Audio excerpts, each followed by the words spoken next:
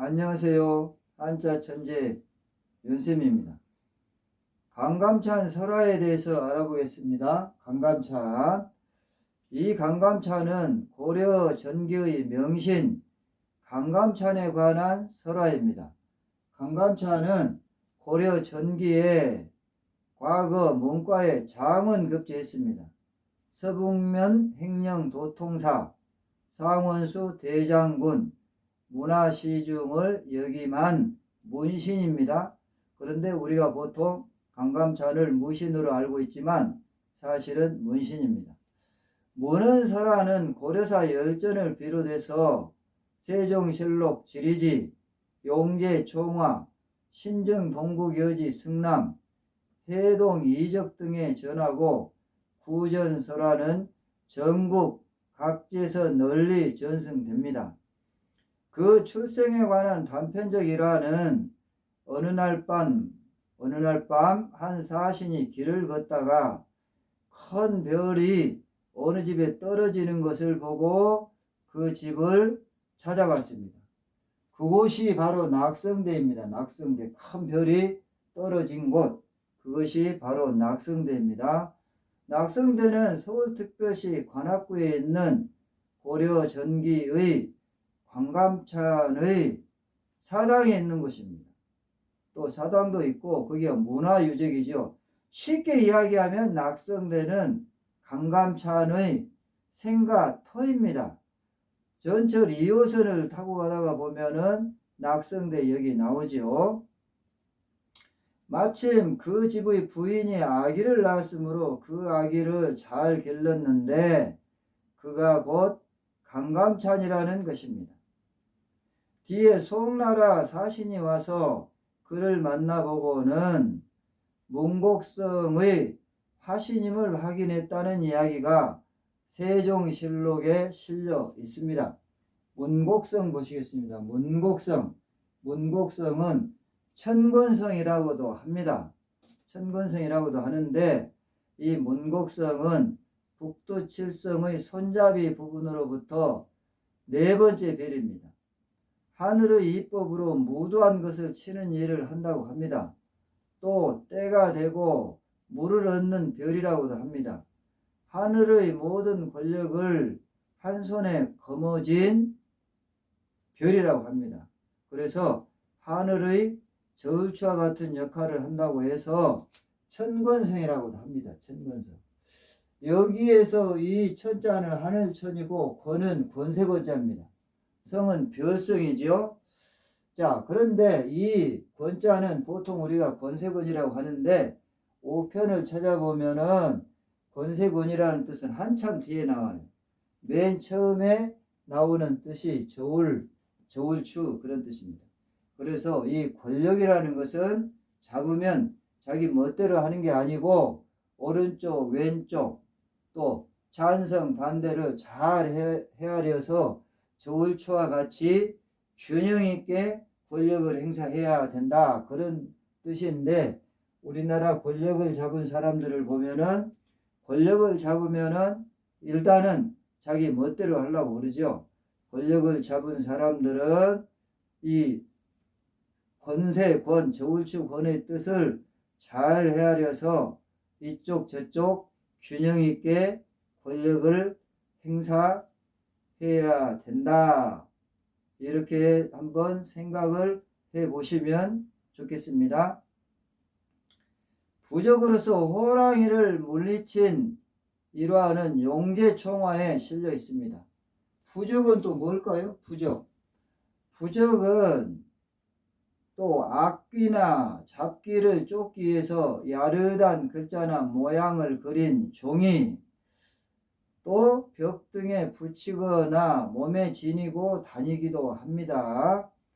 해동 이적에는 출생담과 함께 호랑이 퇴치 이야기가 실려 있습니다.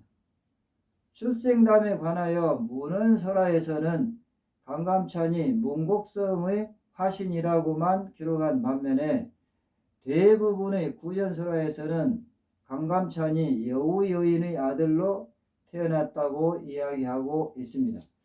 구전설화 보시겠습니다. 구전설화. 설화는 전설이나 신화나 민담을 통틀어서 설화라고 합니다. 구전은 입에서 입으로 전한다는 뜻이죠. 그래서 구전설화는 입에서 입으로 전해지는 신화나 전설이나 민담 등을 통틀어 이야기하는 것입니다. 구전설화에 의하면 강감찬의 아버지가 훌륭한 태몽을 꾸었고 또한 훌륭한 아들을 낳기 위해서 많은 노력을 기울인 끝에 본부인에게로 돌아오던 길에 여우 여인과 만나서 관계를 맺어 낳게 된 아이가 강감찬이라는 것입니다. 그의 출생담은 흔히 시조나 위인 등에서 나타나는 출생 설화와 일치합니다. 성장시 일화에 관해서는 대표적인 것이 강감찬이 곰보가 된 일과 귀신을 퇴치한 일입니다. 강감찬은 스스로 얼굴이 너무 잘생겼기 때문에 큰일을 할 수 없다고 해서 마마신을 불러 얼굴을 얽게 해서 추남이 되었다고 합니다. 마마신 보시겠습니다. 마마신은 천연들을 뜻하지요. 고열 등으로 얼굴에 얽어서 곰보가 된다고 합니다. 한번 걸리면 평생 동안 면역이 되어서 걸리지 않는다고도 합니다. 지금은 천연두균이 지구상에서 사라졌다고 합니다. 어느 날 그의 아버지가 친구 딸이 혼인식에 가면서 강감찬은 얼굴이 못생겼다고 데리고 가지 않았는데 강감찬은 몰래 혼인식에 참석을 해서 사람으로 둔갑해서 신랑 행세를 하는 귀신을 퇴치함으로써 그의 비범함을 보였다는 것입니다. 벼슬한 이후의 일화는 더욱 다양합니다. 강감찬이 소년 원님으로 부임하였을 때 그는 자신을 너무 어리다고 얕보는 관속들에게 뜰에 세우던 수숫대를 소매 속에 다 집어넣어 보라고 했습니다. 그것이 불가능하다고 하자 강감찬은 겨우 1년 자란 수숫대도 소매에 다 집어넣지 못하면서 20년이나 자란 원님을 아전이 소매 속에 집어넣으려고 하느냐라고 호통을 쳐서 길을 꺾었다는 이야기는 유명합니다. 그 밖에 사람에게 해를 끼치는 동물을 퇴치한 이야기들도 많이 전해집니다. 그가 어느 고을에 부임해서 업무를 보는데 여름날 개구리 소리가 너무 시끄러워서 관속에게 부적을 써서 못에 던지게 했더니 그곳의 개구리가 다시는 울지 않았다는 이야기는 여러 지역에 전승됩니다. 구독을 꾹 눌러주시면 고맙겠습니다. 한편 호랑이를 쫓은 설화는 그가 한성 판윤으로 부임했을 때의 일입니다. 한성 판윤은 지금으로 말하자면 서울특별시장 정도 되는 벼슬이죠.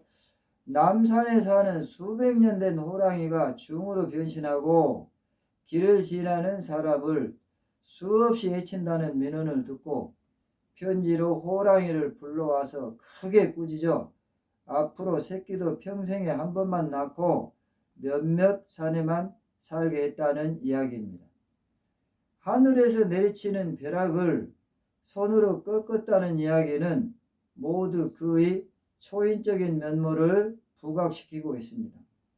강감찬 설화에는 정사에 나타나는 무장으로서의 모습은 보이지 않지만 이 설화들은 기록에서 찾아보기 어려운 한국 도가적 인물의 맥락을 더듬어 볼 수 있는 중요한 자료로 평가됩니다. 조선 말기 활자본으로 인쇄된 강시중전은 그에 관한 일화를 집계성하여 작품화한 고전 소설입니다. 수고하셨습니다.